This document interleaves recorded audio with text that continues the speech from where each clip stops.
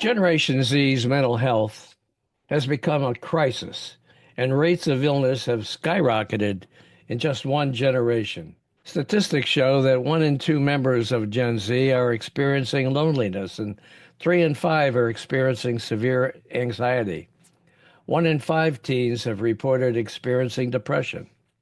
That's our topic today on the Lean to the Left podcast, where we focus on the important social issues of our time. So, welcome to our show. Our guest is Aly Vredenburgh, a California born mental health activist with a master's in social innovation and a bachelor's in sociology. Aly has dedicated her life to seeking justice for underserved populations. She's the author of Out of Focus: Why Gen Z's Mental Health Crisis is More Complex Than You Think, which covers the systemic flaws that contribute to the mental health challenges facing today's youth. She's co-director of the documentary Crisis Generation, which is based on her book. Aly, thanks so much for joining us on the Lean to the Left podcast. Thank you so much for having me, and thank you for such a beautiful introduction. You know what? I stole it from your website, so I'm sure it's accurate. It is, yes, yes. I didn't steal it from your website in total, but I stole a lot of it from your website, which is a really nice website, I have to say. Now, talk to us a little bit about the extent of the mental health crisis facing today's youth, Aly. Yeah, you did cover a little bit of it. It's really bad. You started by talking about loneliness. About half of us, even more than half of us, are lonely, and it's a huge problem. We have severe problems with depression, anxiety. There's rising rates of ADHD, rising rates of autism. There's just a lot happening in our system right now. And a lot of it has to do with systemic issues that have been happening a long time. And since about 2007, the rates of suicide just started climbing up and up and up. And a lot of different scientists and sociologists have tried to understand what's been going on, including people like Jonathan Haidt, Scott Galloway. There's a lot of people out there trying to answer this question. And it was something that I also wanted to answer because I didn't feel like the older people trying to answer the question really knew what it was like to live as Gen Z. And as someone that's lived it, I felt like I wanted to walk into that conversation. Okay. Now, besides therapy and medication, what is needed to truly help these folks, Aly? Straight to it. I like it. Yeah. Therapy and medication are the leading things offered to people for their mental health struggles. And while they are effective and data does show they can be really helpful, they have their limitations because a lot of depression, especially in our society, can be really situational, especially with what's happening in our world right now and different systemic issues that impact mental health that people don't necessarily think about. And there are things I talk about in my book. For example, the loneliness epidemic is something antidepressants aren't going to fix. Maybe therapy can help you get out there more and give you the strength and the tools if you struggle with social anxiety to go out and be more social. But there's certain things about the loneliness epidemic, for example, that have been built into our systems that have been happening for probably a century. There are sociologists writing about the loneliness epidemic in the 1950s, and it's been an issue for a long time. Even Eleanor Rigby, the famous Beatles song, was written about loneliness. So our cities, I believe, play a huge role in our loneliness epidemic, and that's something we could fix over time to be more conducive to a happier, healthier, less lonely society. And I'll tell you what I mean by that. I would say the moment we built city for cars was the moment we started being less connected. And the reason for that was that we used to go walk to the store. We used to walk to the library. We used to walk to the restaurant or to church, and we would see people we knew and have conversations with our neighbors, and we would know the store owner and we would know all the people at our church. And now it's become, we get in our cars, we drive to Vaughn's, we come home, we don't talk to anybody. We might even use self-checkout at the store. The way our society operates looks really different than it used to. And in doing so, it's great because it helps us be more efficient. It helps us get shit done quicker, but it doesn't connect us. So the first thing I would say in terms of loneliness is looking at the way we structure our very cities differently to have more third spaces, to have more walkability. If you look at countries like Finland, for example, they have the highest happiness index, and one of the things they have is more walkability, more nature, more green spaces, more connectivity, more community. So that's just one small little piece. But I can go on and on. There's a whole lot of things we need to do besides therapy and medication because honestly, a lot of people just at the bare minimum need to feel connected. Okay, I get that. You mentioned that you didn't feel that solutions from older people were really very valid, and that because you're part of this Gen Z group, that you felt like you wanted to tackle it. I have to say that as somebody in that older group, I'd never heard of the loneliness epidemic ever. Why is it that young people, you addressed part of it about walkability and all that, but why is it that young people are experiencing this as so serious that it's an epidemic? Yeah, I believe it has to do with some shifts in our culture. I write a lot about capitalism. I write about the culture of individualism. America, especially, is a very individualistic culture, and it's become more and more individualistic. And that type of culture is not conducive to connection. We live in a society that's very much, what can you do for me? What can I get out of this? What am I gonna do for me? And there's less, what can we do for each other? How can we connect? How can we help each other? If you just look at the polarization of our country right now, it's dangerous, but it's also, you look at people and they make fun of each other. And someone, from the right, I saw this example on the internet, when Trump won, there was comments on this thread where people were like, yeah, you stupid libtards. Instead of saying, yeah, we won, but let's work together. Let's fix these issues together. It's very much just attacking each other, very much me, me. And there's not this culture of let's connect. Let's see each other's sides. Let's find middle ground. Let's help each other. And then, of course, we have this capitalistic culture of competition and how much money you can make and how much we can exploit the workers for less and less. And how, I don't know if that makes sense, but it's really, there is this individualistic, capitalistic culture in America that makes us live in such a way that we are less connected. Do you feel that capitalism should be replaced somehow? I like that you asked me that because in my master's program, one of the things we learn about was social entrepreneurship and how Hmm. you can use capitalism for good. And so I'm inclined to say we don't have to replace capitalism. I think it's actually probably still the best economic system we could have. The thing is more we need to shift the culture of the people and what we value. If we value more, for example, benefit corporations, even though they're making lots of money, they're going out and they're doing something good and they're using their profits for good, theoretically. Also, there's B Corp certified businesses that have some sort of benefit to the world.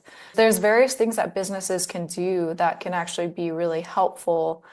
And I think that capitalism can be really good. It's just a matter of the person. Thank you for that. I wanted to ask you, You said that, first of all, you say that systems need to be held accountable for failing young people's mental health. What do you mean by that, Allie? Yeah, I believe our systems have failed us completely. We are told there's a mental health parity, but then when someone's in crisis and they're offered like 5 therapy sessions after trying to end their lives because their Yeah. insurance won't cover it, or the fact that a lot of times people can't even afford a copay, it's Right. failing people because healthcare should, I believe, should be a right. It shouldn't be a privilege. I think it should be a right. And I believe even the most privileged people, including myself, as someone that's navigated the system, I felt like the system failed me, and I have a lot of access to a lot of tools, and I felt like I was very limited in my options, and the options I was given felt really not up to the quality they should have been. So what I would say is that, for example, therapy is pretty unregulated. Our therapists don't have that much accountability. They're not that regulated. So you might get a really great therapist one time, and you might get a really shitty therapist another time. And Yeah, so the quality is very varies. so you feel there needs to be some sort of regulation to, what's the word, control therapists or make sure that therapists are qualified? Is that what you think? I definitely think some sort of regulation and accountability would be helpful. I'd also say our hospital systems, I write about this in my book. For example, the troubled teen industry, it honestly operates like our prison system. And if you read the stories of a lot of kids who've gone through these horse camps and these outdoors camps or these hospitals, they a lot of times kids come out of that and they say that didn't help me at all. It felt like a prison. That Mm. was more traumatic than the trauma that got me here. Right, So understand. I would say that a lot of the hospitals that are meant to help don't help. And that Okay, needs a lot more regulation as well. okay, okay. Information from the Centers for Disease Control and Prevention shows that suicide rates among youth have surged 60% over the past decade, making suicide the second leading cause of death for those aged 10 to 24. What's behind this, do you think? I believe it's all the factors I talk about in my book. I Hmm. think it's a lot of things. I think it's loneliness. I think there's a lot of kids that don't feel seen or heard or understand. They don't feel like they belong. They don't Hmm. feel like they have value or meaning.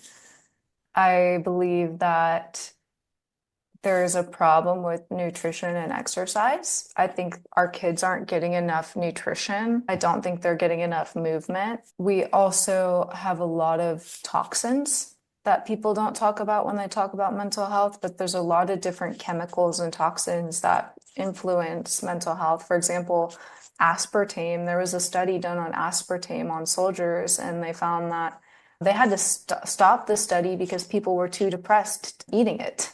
Really? Yeah, so there's just various chemicals. Even a lot of schools, there was this Harvard study that found that lead pipes in schools, like I think across America, they found there was like high levels of lead in 70% of schools at Hmm. one time. Lead exposure in childhood is connected to behavioral issues, it's connected to ADHD, it's connected to a whole host of issues. And So what do that's you just think two needs to things. be done to curb this trend, Allie? A lot. I write it's more complex than you think because I think there's a lot of people that want to wash down and water down this crisis and say, oh, we need more play. Oh, we need to get rid of the phones and that will fix it. Hmm. That's not what's going to fix it. There's huge issues with our economy and young people. The Hmm. average young person, 2/3 of Gen Z lives paycheck to paycheck. Most of us are in student debt. Most of us can't get jobs out of college. Most of us are just struggling to survive.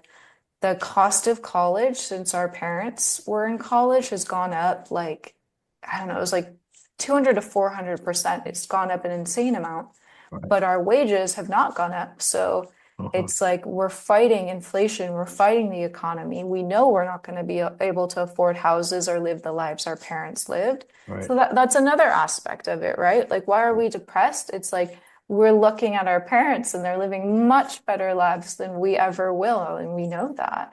And then on top of it, we know that the older generations, they screwed up our environment. We don't Mhm. know if we've reached the point of no return with what we've done to the environment. We Right. don't know if we've depleted our resources. I mean, our oil reserves, we don't know when we're going to run out of that. Is that going to be in our lifetime? There's a lot of really scary stuff happening that we're becoming aware of and awoken to. And it's hard not to be depressed if we don't like sit down, ignore. We'd have to ignore those things to not be a little bit upset. Yeah, so then we come to all this is going on right now. And then we come to this new Trump administration where they're just cutting everything, Yep. including money for the CDC, where they're talking about reducing expenditures by more than 40%. Their plan eliminates the CDC's Global Health Center and programs focused on chronic disease prevention and domestic HIV/AIDS prevention. And while some of the agency's work would be moved into new AHA centers, I don't know what AHA stands for, but on centers, programs on gun violence, injury prevention, youth violence prevention, drowning, minority health, and others would be eliminated entirely. What are your thoughts about all of that? If I think about it too much, I'll just get pissed off. I'll be honest with you, Bob. But Yeah. You'll get pissed off. And what will you do when you get pissed off? I'll write another book. You know what? That's a good thing. That's a really good thing. But what'll be the impact of these cuts on teenage mental health, for example? It will have a huge impact. Just my program, I run a therapeutic art program for kids and it's grant funded. And I don't know if I'm going to be able to keep doing that next year if I don't keep the grant. And I know for a fact my program really helps kids. And I've seen improvements in them. I've been working with them for 2 years. I've seen the improvements. But I think what I'm hoping and praying for is that there's some sort of reason for this madness. I'm praying that by some miracle, they're burning it all down to build it back up and somehow it will be good. Because if I don't have some sort of positive outlook on it, I'm just gonna go crazy. But yes, the cutting of these services, these grants, these programs, it's really incredibly detrimental to young people who already don't have enough access to these services. Our hospitals are already at 150% capacity. There's literally at least 1 million people who end up in our emergency rooms with a mental health crisis every year in America.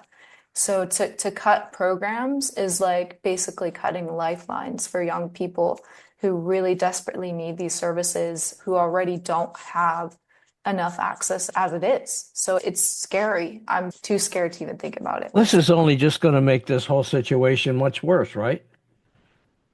Yes, yeah, I write about how the very first thing we should do to fix our system is to provide universal access to mental health care. That's the very first thing we need to do is make sure people are getting access to treatment, to healthcare, to mental health care. All of it is connected. Mhm. And that's the bare minimum. But we need to start doing a lot more besides just giving people these services because these services don't address the economic concerns. They don't address the loneliness or the nutrition or the sleep or there's a lot Mhm. there. But yeah, I'm scared. I'm scared, Bob. Allie, do you go out and speak to groups and things like that? I do. I really enjoy it and I'm always looking for people to have me speak. What kind of groups do you speak to? I've spoken at a few organizations now, mainly local groups, but Oh, also spoken in Thailand. I spoke at an international public health conference and it was amazing. It was really well received. And wow. it was interesting because people came up to me after and Wow. were explaining that a lot of the issues we have here are very similar to other countries, and What were you it's doing a in global Thailand? problem. What were you doing? I just published my research and got Oh, approved to be in the conference and spoke, oh, and it was okay, great. cool. All right. So you have another book in the works? I don't. No? This first one was a lot of effort on my part. It Oh, took me sure. like almost a year to get done, so it's a lot. Describe your book a little bit. We talked a little bit about some of the content, but how does it unfold? Is it stories about people or what? Yeah, I start with some stories that young people submitted to me, and these stories, you've got to read them. It's some of them are really heartbreaking. There's this one young woman whose mother is schizophrenic, and she writes about how she grew up with a mother that's schizophrenic and how that impacted her later in life. A young man whose father is homeless and he's in college and has to hide that, and he struggles with substance abuse. These stories really are, I was really grateful that they were sent in. That's crazy. All right. All right, Ali. Where is the book available? Amazon? Where else? Yeah, it's available on Amazon. I think it's on online on the Harvard bookstore. It's from Barnes and Noble bookstore online. Okay. If you just look it up, you'll find it. Hey, speaking of Harvard, what do you think about what's going on there right now?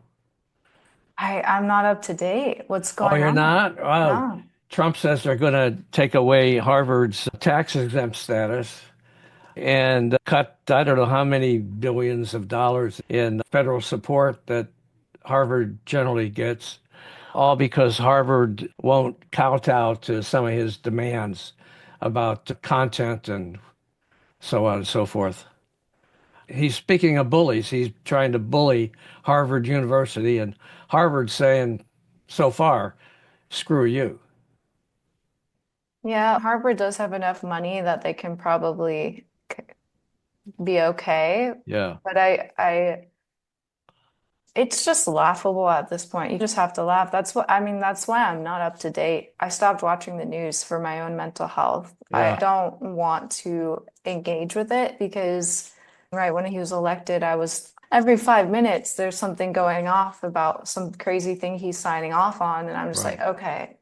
So I've taken a step back on purpose for my Yeah, own I health. understand So that. The thing is, though, we need to pay attention to what he's doing because I some of the things know. he's doing are really dangerous. I And know. I intend, the other night, I live in Myrtle Beach, South Carolina. All right, a really red area. And matter of fact, the local congressman here, whose name is Russell Fry, he called it a town meeting the other night. It was really a phone call with invited people to participate. Somehow or other, I got an invitation to attend this thing. And I listened to it for 5 minutes and I just had to hang up. It made me sick to my stomach because all he did was kiss ass with Trump. And but that's how it is here, and that's how it is in a lot of places. And the only way this is going to ever get resolved, in my opinion, is people have to, in 2 years, when Congress is up for election, they've got to vote out those MAGA Republicans. Just have to. Otherwise, we're screwed. You agree? I do think there is a just a toxic nationalism that's overtaken our Yeah. country. Yeah. And I'm disappointed that there isn't more separation from church and state. And I'm disappointed that people aren't critically thinking about what's happening and about the impact of these Mhm. decisions. I think it's just really unfortunate. Even the tariffs, like the idea of just putting them out before even building any sort of infrastructure in the US to try to like a lot of it just feels very quick, Yeah. and Yeah. it feels like just very almost like someone is gambling and seeing what will happen, and they're not taking the time to really think about how these decisions will have a long-term impact. And Yeah. I think a lot of this goes back to our education system and the way it's failing us too, is it's not giving us the Right. like critical thinking literacy or the media literacy or just the important ways of thinking about long-term impacts. So it's scary. Yeah, it is scary. I really fear for marginalized communities, especially. Yeah. I don't know. Yeah. Yeah. Okay. Aly, really, I appreciate you coming on. This has been a good discussion. And is there anything else you'd like to add? There's a lot I didn't talk about here today. There's a lot that I cover in my book, a lot of solutions. I have 6 systemic solutions in my book for the mental Oh, health okay. crisis. You want to run through them real quick? I recommend, I'll leave listeners with the, I'll leave them with wanting to learn more, but Okay. there is truly a lot going on. I talk about the media, I talk about capitalism, the overemphasis of medication, about the dangers of big pharma and what they're doing to our psychiatrists, how the way they influence our psychiatrists. There's a lot I write about here. So I hope people will want to purchase the book and learn more. And That's if great. not, eventually watch my film that will come out probably next year. Okay. Oh, is that the documentary that we talked about? Yeah, Crisis Generation. Okay. And it'll be a full-length movie or what? I'm still toying with the idea of making a series, but it's Okay. probably just going to be a feature-length film. But we'll Okay. see. Okay. If I can get funding, I'll make Okay. that series. All right. Are you going to star in it? I feel like star is too much, but I'm the investigator of the film, and I'll Okay. be going to a lot of places, including London and Finland. Oh, And cool. Cool. so there's going to be a lot there, a lot of really impactful stories and Okay. experts. Yeah. Sounds good. All right. Aly, thank you so much again for being with us on the Lean to the Left podcast. I really appreciate it. Hey guys, I'm Bob Gaddy, founder and host of Lean to the Left. I'm excited to share our new book, Hijacked Nation, Donald Trump's Attack on America's Greatness, co-authored with political analyst and professor C.J. Waldron. In Hijacked Nation, we delve into the unfolding story of America's political landscape through a series of essays from leantotheleft.net. We explore how Donald Trump's presidency has transformed American politics, challenging our values and institutions. Hijacked Nation isn't just a book, it's a call to action. It invites you to reflect on what it means to be American in a divided political landscape. Together we can reclaim our nation's greatness. So get your copy of Hijacked Nation today. Visit leantotheleft.net and click on the Books tab to learn more and to order.